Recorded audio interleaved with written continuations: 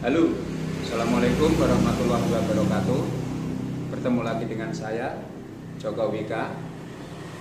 Hari ini tanggal 10 Agustus 2020, saya ingin menanggapi beberapa komentar dari murid serta wali murid, di mana mereka menginginkan untuk diunggah bab materi pelajaran. Oke, hari ini akan saya unggah mengenai materi IPA, yaitu sistem gerak pada manusia. Kita langsung saja. Sistem gerak pada manusia itu adalah kumpulan organ-organ yang berfungsi untuk proses bergerak. Proses bergerak itu sendiri adalah proses berpindah tempat dari satu titik ke titik yang lain. Sedangkan organ yang berperan dalam sistem gerak itu ada dua. Yang pertama adalah otot sebagai alat gerak aktifnya, sedangkan yang kedua adalah tulang sebagai alat gerak pasif. Kita bahas dulu mengenai tulang. Ketika kita masih bayi, jumlah tulang kita itu sekitar 300 buah, terdiri dari tulang rawan dan tulang keras.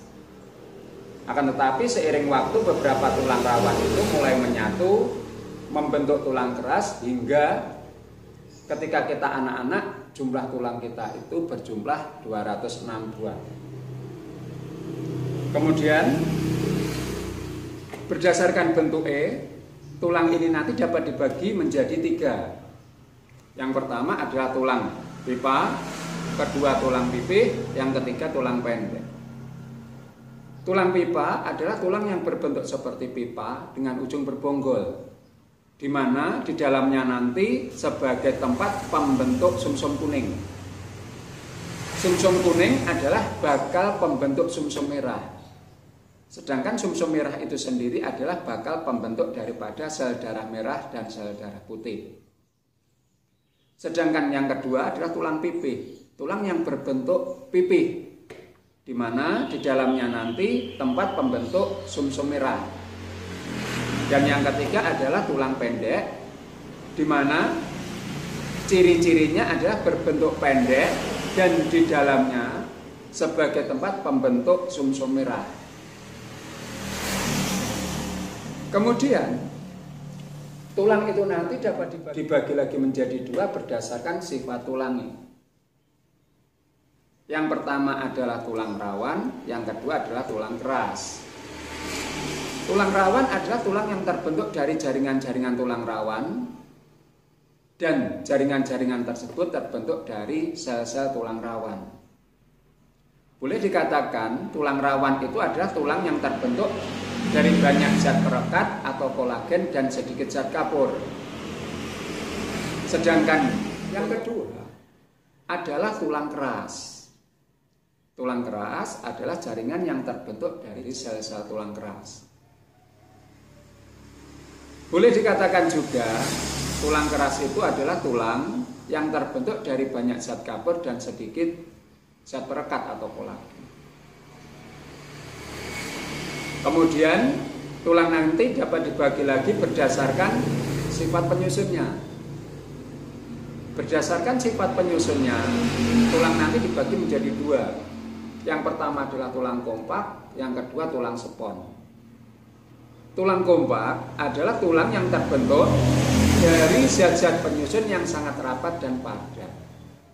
Ini dapat dikatakan contohnya adalah tulang pipa.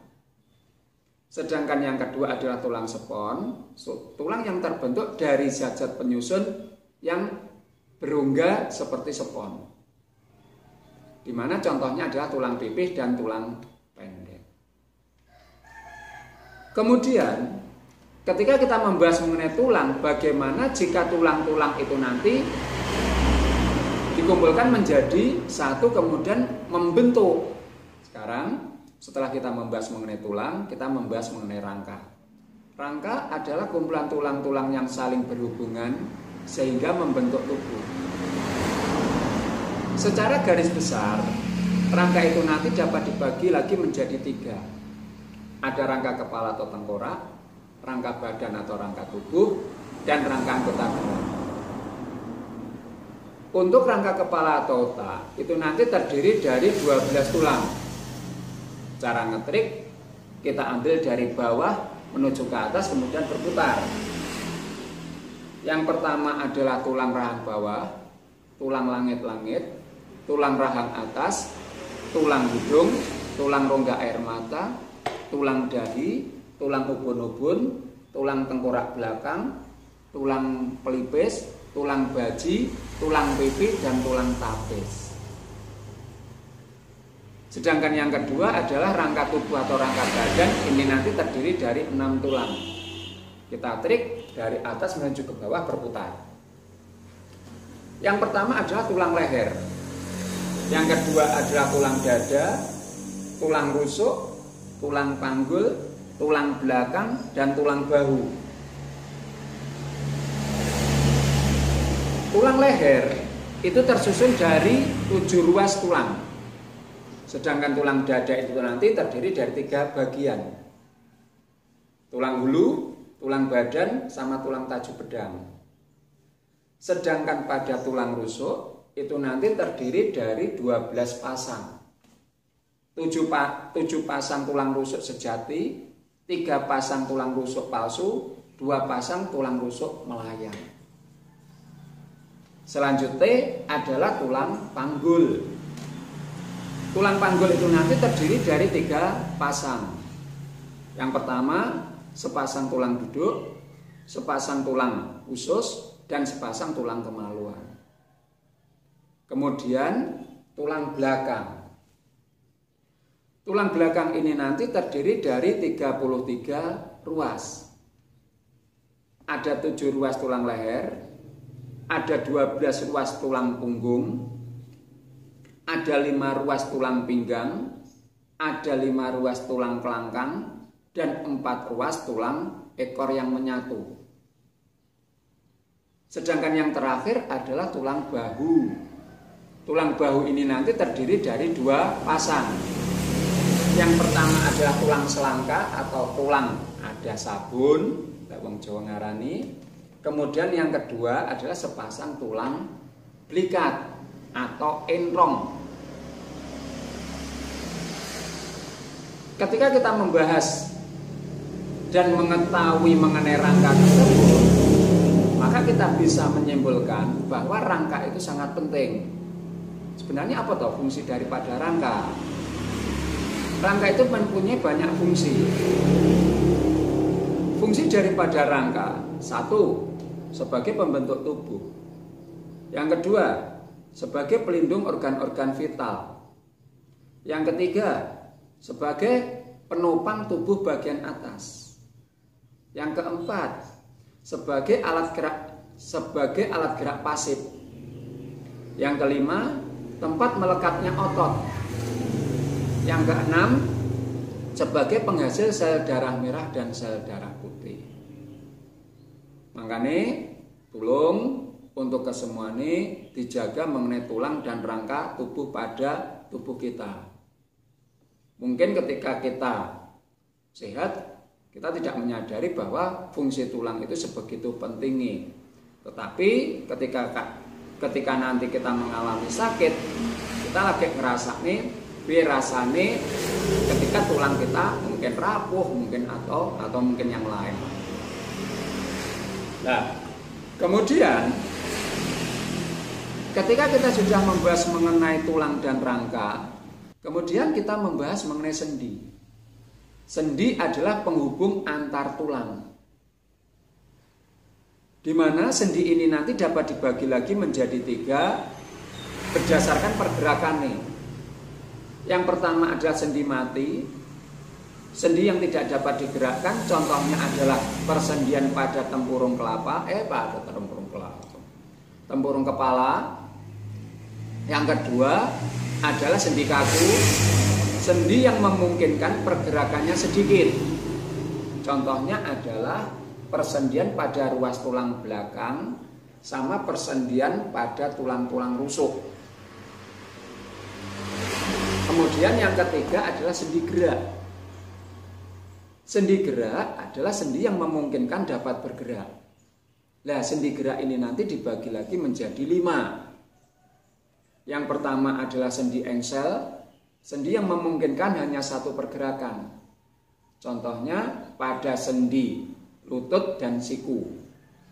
Yang kedua adalah sendi pelana. Sendi pelana ini adalah persendian yang terdapat pada telapak tangan dan ruas ibu jari. Kemudian yang ketiga adalah sendi geser.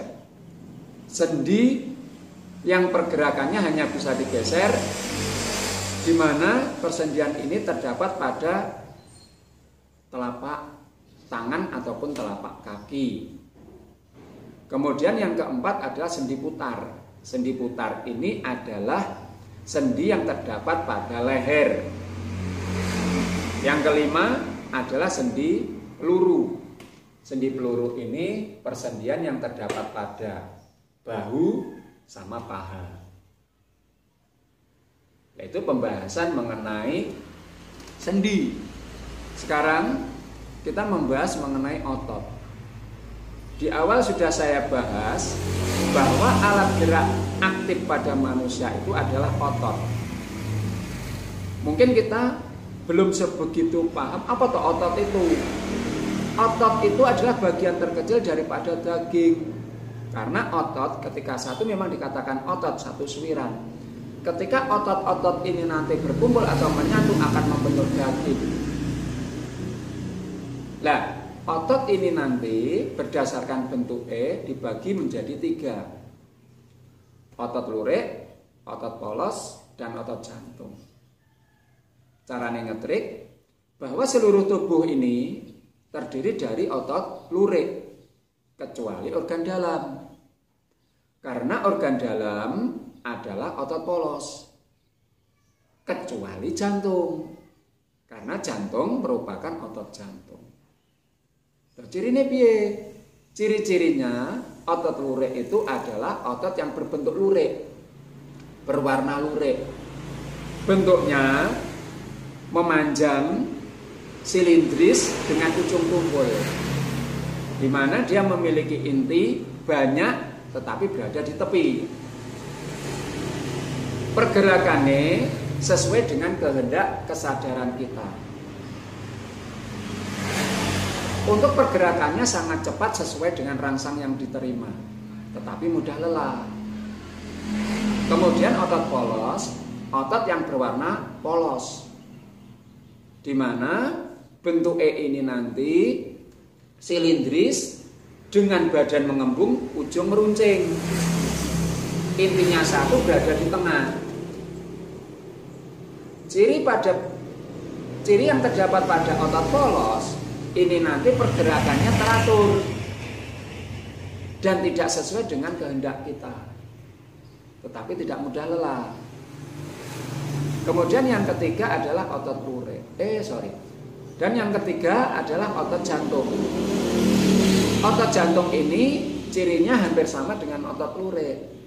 Dia berwarna lurik dengan bentuk memanjang, silindris, tetapi ujungnya bercabang.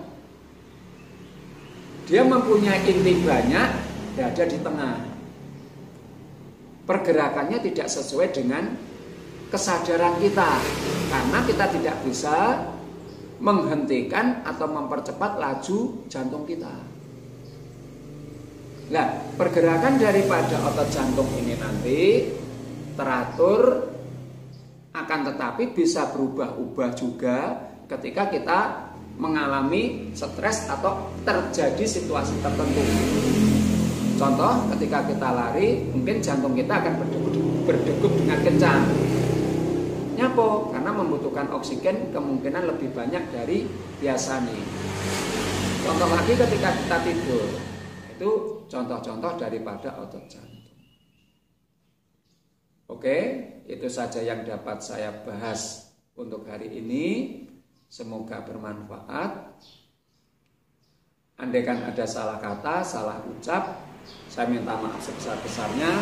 Saya juga manusia biasa, tidak lepas dari salah, tetapi tetap eling. Sak bejo bejane wong kang lali, isih luwih bejo wong kang sing panggah sinau. Ya, itu saja. Jangan lupa, andaikan ada request, silakan komentar. Nanti saya akan memberikan pembahasan mengenai materi pelajaran lagi. Baik, jangan lupa like, komen, dan subscribe di channel. Bye.